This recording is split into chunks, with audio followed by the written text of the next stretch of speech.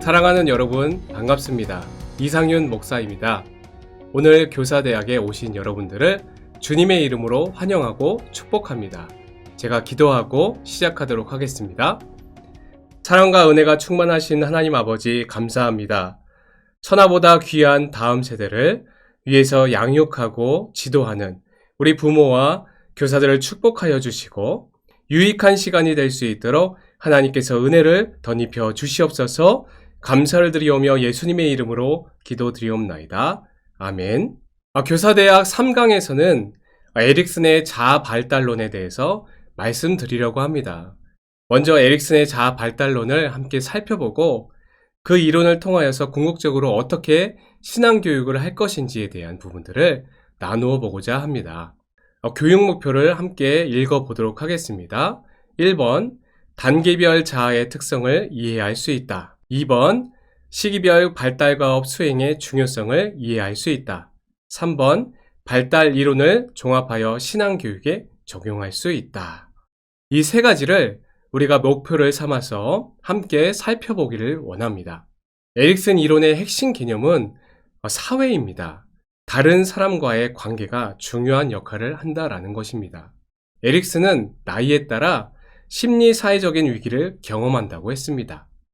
각 단계에서의 위기를 극복하고 점점 성장해 나아가는 것이죠.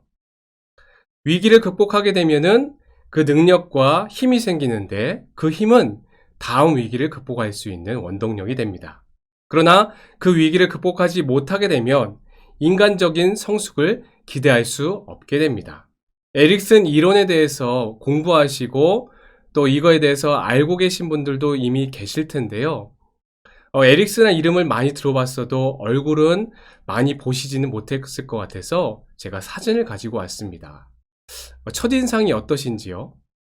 제가 보았을 때는 인자하고 근엄하고 좀 여유가 있는 그런 모습으로 보이지 않습니까? 저는 이 사진을 보면서 이런 생각을 했습니다. 본인은 자신의 이론대로 발달 과업을 잘 수행했을까? 위기는 없었을까? 이런 생각을 해보았습니다. 다음 사진을 보게 되시면은 에릭슨 발달 단계는 8단계로 이루어져 있다는 것을 볼 수 있습니다. 먼저 맨 아래서부터 위까지 영아기, 걸음마기, 학동정기, 학동기, 청소년기, 성인 초기, 중년기, 완숙기에 이르기까지 이렇게 표로 그려져 있습니다. 이 8가지 단계 중에서 위기를 극복하게 되면 발달 과업을 획득하게 되어지고 한 단계 성장하게 된다는 그런 표식입니다. 먼저 1단계입니다. 신뢰감 대 불신감인데 이 시기의 핵심 개념은 신뢰입니다. 아기는 자신이 안전한가 이러한 것들을 느끼지 못하면 불안한 느낌을 갖게 되죠. 그래서 앞으로 살아갈 때에 신뢰와 불신을 결정하는 시기인데 이 시기의 경험이 아주 중요합니다. 그래서 최초의 양육자인 부모가 세심한 사랑과 보살핌으로 그렇게 아이를 대해주어야 한다는 것이 필요하지요. 예를 들어 배고플 때 모유나 분유를 주고 졸릴 때 재워주고 응가했을 때 그 응가를 치워줄 수 있어야 합니다. 이렇게 즉시 충족이 이루어지게 되면 아이와 부모 사이에 신뢰감이 형성되고 그렇지 못할 경우에는 이 불신감은 평생 간다라고 합니다. 참으로 무서운 말이죠. 근데 그렇지만 만약에 불신감을 가졌더라도 부모는 아이에게 최대의 관심을 가져주어야 한다라는 것입니다. 다음은 2단계입니다. 자율성 대 수치심과 의심입니다. 이때는 2세에서 3세까지 유아 시기인데 핵심 개념은 자립심입니다. 아이가 내가 할 거야 스스로 하기를 원하는 그런 때인데 저의 딸 17개월 라엘이가 여러 가지 자기가 하려고 하는 것들이 많이 있습니다. 숟가락을 잡고 밥그릇을 툭툭툭 치는가 하면 또 식탁 위에 있는 물건을 잡으려고 안간 힘을 써서 그것을 획득하였을 때 정말로 기뻐하는 모습들을 보았습니다. 그리고 자신이 원하는 그런 책들을 이렇게 보고자 하는데 제가 이거 할까 저거 할까 다른 소리를 하면은 엄청나게 짜증을 내더라고요. 스스로 무엇인가 성공하면 성취감과 자신감을 얻게 됩니다. 그래서 자율성이 형성되어지죠. 이라예, 그거 엄마 거잖아. 아이는 어른들이 어떻게 반응하는가를 잘 보고 성공했는지 실패했는지를 판단을 하고 결정을 합니다.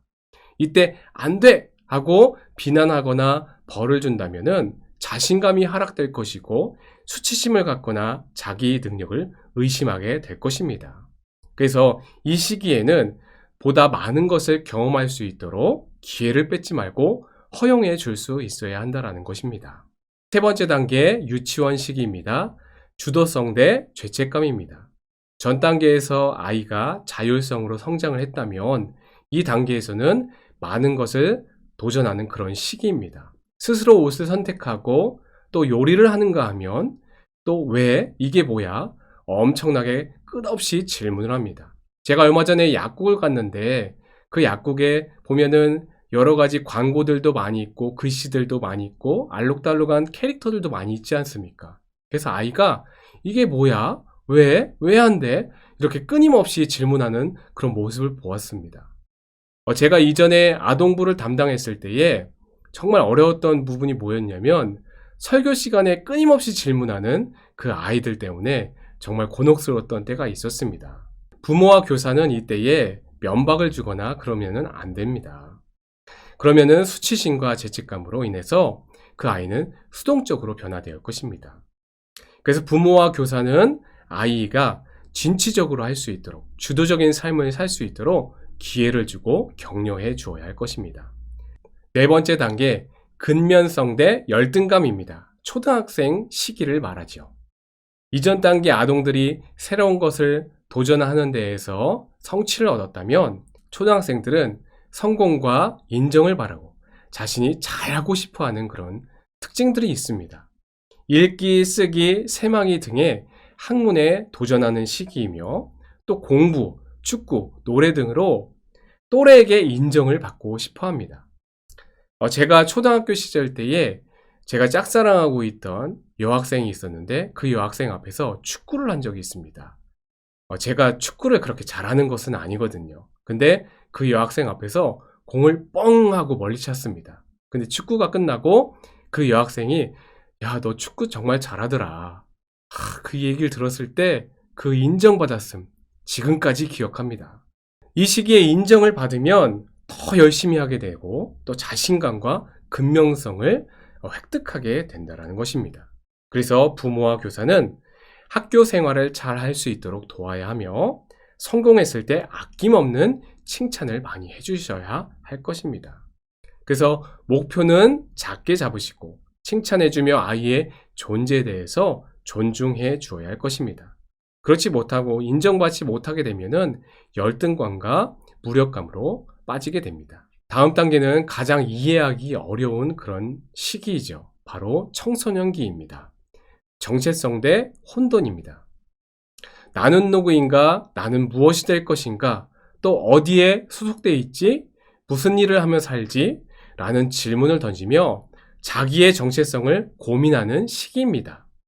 이러한 정체성을 획득하게 되면 하고 싶은 것, 잘하는 것, 자신의 진로를 잘 찾아 나갈 수 있습니다.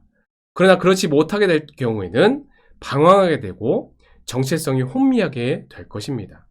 중학생 친구가 말도 안 듣고 수시로 전화하거나 카톡을 해도 무응답인 그런 친구가 있습니다.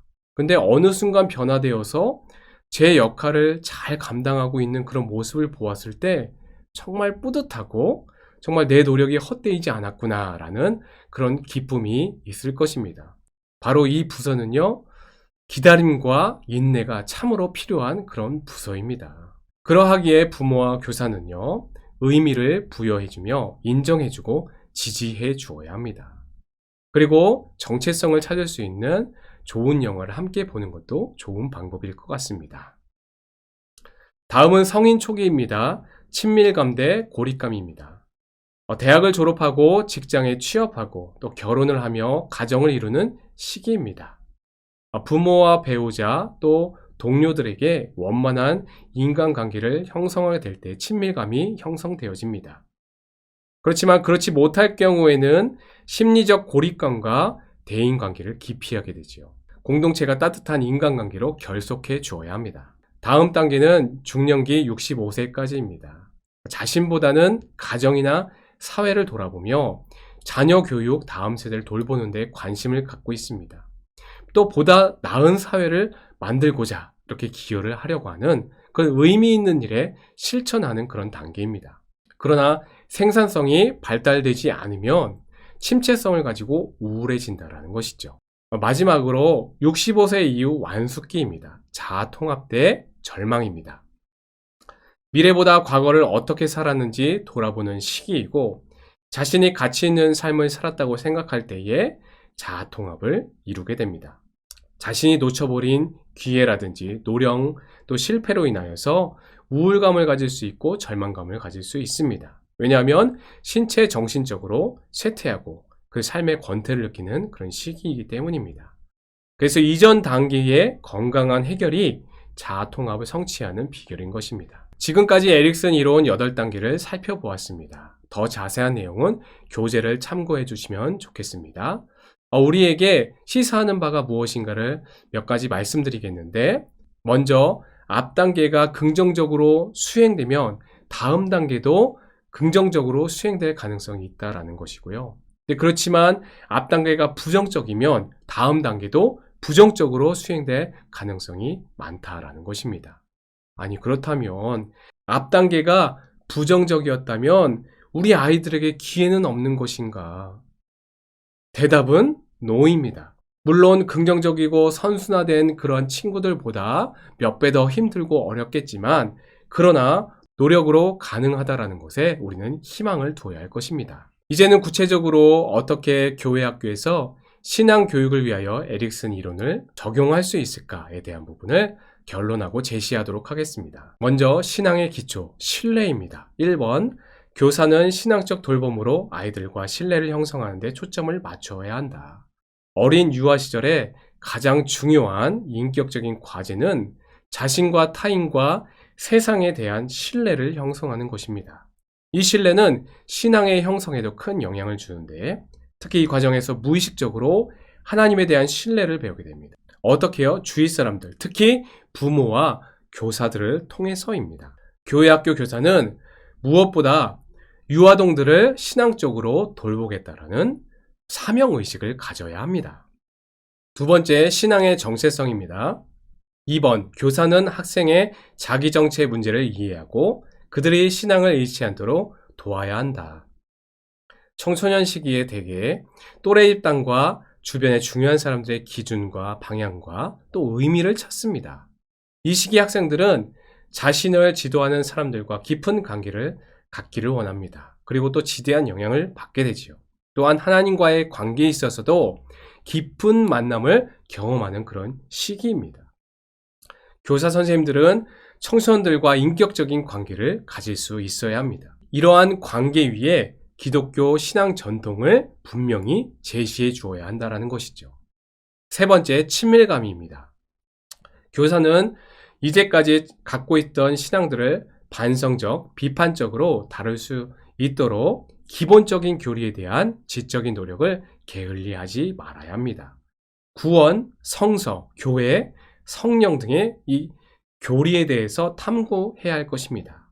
또 교사 공동체에 자신이 소속된 공동체와 함께 나눠야 할 것입니다. 그리고 학생들에 대해서는 무조건 답을 주기보다는 함께 고민하는 자세로 나아가야 할 것입니다. 마지막으로 생산적 신앙입니다. 4번, 형식이나 관습에 얽매이지 말고 신앙 경험과 결실들을 나눠야 합니다. 교사는 다른 일을 돌보고 삶의 축복을 나눔으로 연결해야 할 것입니다. 그래서 또 다른 열매를 바라며 관심을 가져야 합니다. 학생들과 아이들을 경청해 주시고 대화를 통해서 서로 존중하고 또 다른 열매를 바라며 관심을 가져야 할 것입니다. 그리고 교회의 교육적 사명을 공감하고 이해해야 합니다. 이제 정리를 합니다. 4가지 꼭지들을 꼭 기억하시길 바랍니다. 무엇이었죠? 신앙의 기초, 신뢰였고요. 신앙의 정체성, 그리고 친밀감, 생산적 신앙이었습니다. 이 네 가지 꼭지들을 기억하시고 각 부서의 실정에 맞게 적용하시길 바랍니다. 에릭슨은 사회 경험을 통해 이루어진 자아 분석에 근거하여 심리사회적 발달 단계 이론을 주장했습니다. 관계가 중요하고 신뢰가 기초가 되어야 한다는 것이죠. 아이들과 밀접한 부모와 교사와의 관계도 중요한데 2020년 목회데이터 연구소의 통계에 의하면 교회 출석하는 중고생 500명의 대상으로 실시한 조사에 따르면 신앙생활에 가장 영향을 준 사람으로 어머니를 꼽았다고 합니다. 부모 모두 비신자인 학생의 경우에는 교회 차원에서 또 교사들이 더 적극적으로 관심을 갖고 신앙적으로 돌봄이 필요하다는 것이죠. 그래서 교사와 부모의 협업이 반드시 필요하다는 것입니다. 부서의 모든 아이들이 이러한 발달 과업이 잘 이루어지면 정말 좋겠지만 그렇지 못한 친구가 있다면 더욱 관심을 쏟아줘야 되는 것이 마땅합니다. 발달 과업이 수행되지 않고 지나친 아이들에 대하여 에릭슨은 결코 부정적이지 않았습니다. 천하보다 귀한 이들을 하나님의 사랑으로 품어주어야 할 것입니다.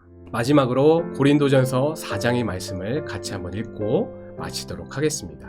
내가 너희를 부끄럽게 하려고 이것을 쓰는 것이 아니라 오직 너희를 내 사랑하는 자녀같이 권하려 하는 것이라. 그리스도 안에서 1만 스승이 있으되 아버지는 많지 아니하니 그리스도 예수 안에서 내가 복음으로써 너희를 낳았음이라.